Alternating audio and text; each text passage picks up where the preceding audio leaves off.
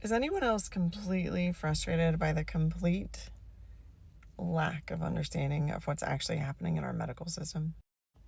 Story time.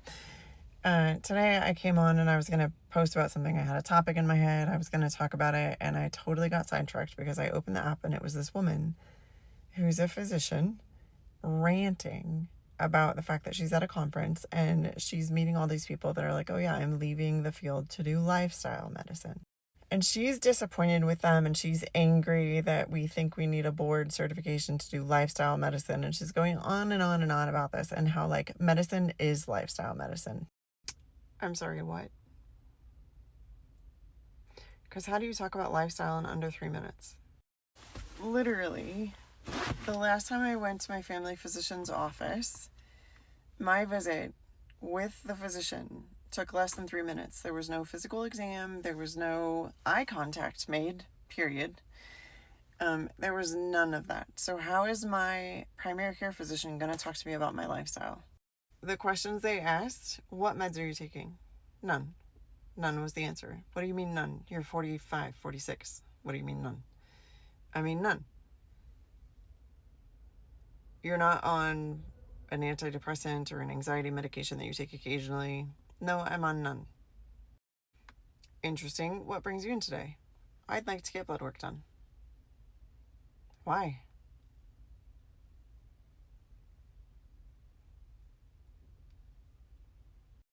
He then proceeded to tell me that my insurance wouldn't cover part of what I wanted to do, and I left with the orders for the blood work that I was going to get done, and then walked in and paid cash for other labs. It's fine.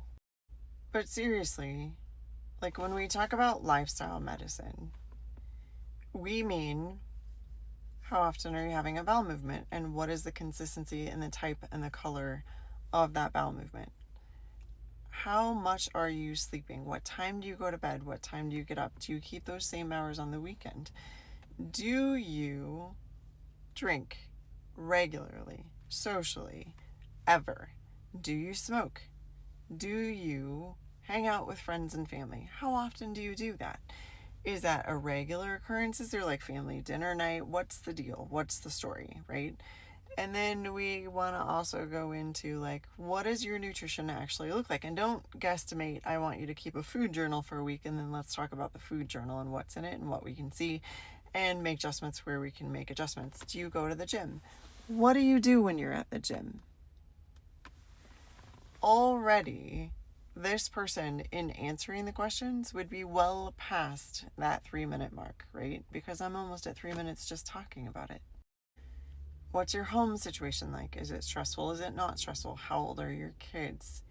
What is it like going through a morning routine with them? What's it like going through evening routine with them? This is lifestyle. Like this, all these things, they're included in the lifestyle.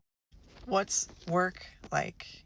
How's the environment at work? Do you feel supported? Do you feel like you're being overlooked for something? Do you feel frustrated? Do you feel safe at work?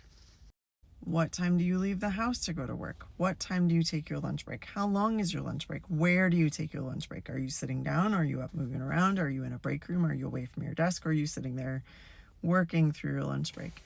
What time do you leave work to get home? How long is that drive to and from work? What does that make you feel like? All lifestyle. When's the last time you experienced something joyful? Lifestyle. What are your hobbies? Lifestyle. Where do you feel like you're struggling? Where do you feel like you're succeeding? Where do you feel like you need the most support?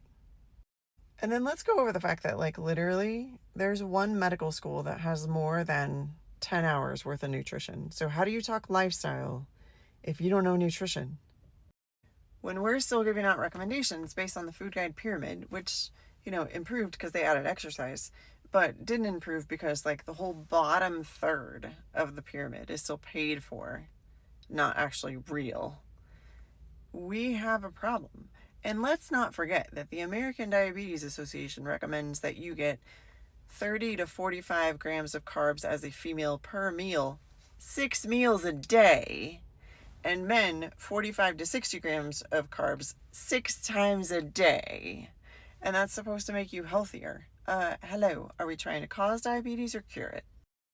And again, no offense to people who are on medications for different things, but GLPs is not lifestyle. It's not. So just giving someone a prescription for a drug, that's not addressing their lifestyle. It's crazy to me that less than 20% of all autoimmune diseases in the world are genetic, and 80% of them are environmental. And yet we prescribe a drug for all of them when we can put things into working order through lifestyle. But no one's actually talking about lifestyle. They're just talking about what medication you can take. And then they're mad because there are people who are actually talking about lifestyle and helping their patients get better and come off medications. And whatever you're doing, keep doing it. I don't really care. That's the response these patients get. And I applaud some of the ones who are actually like digging into what lifestyle medicine, otherwise known as functional medicine, actually is. But also, I hate that some of them are digging into it and doing a half-assed job still.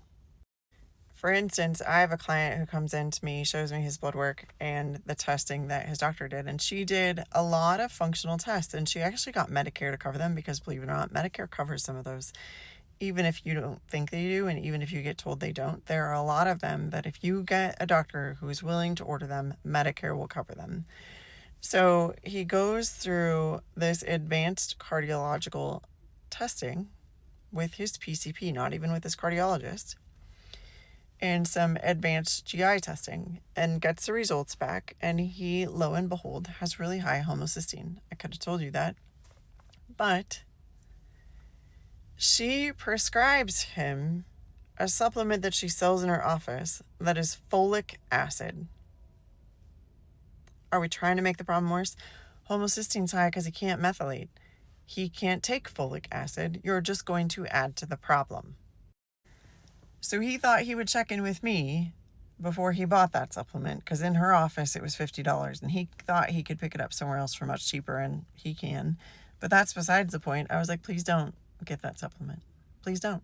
Because what you actually need are methylated bees. But more than that, I think that we need to get you on a good quality multivitamin, partly based on the fact that I know you don't eat that well because I look at your food logs and we're working on it. But secondly, because you don't methylate, and we need a good liposomal liquid multivitamin that is going to help you by having methylated bees in it, not folic acid.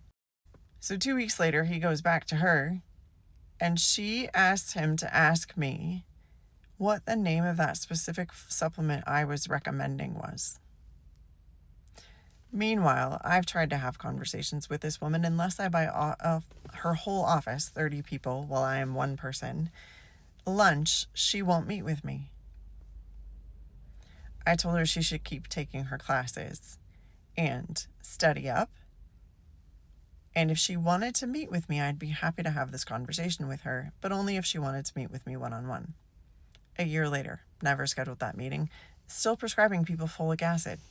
She has never once asked this man for a food log. Not once. Meanwhile, as his physical therapist, I was having him track his food for 3 years.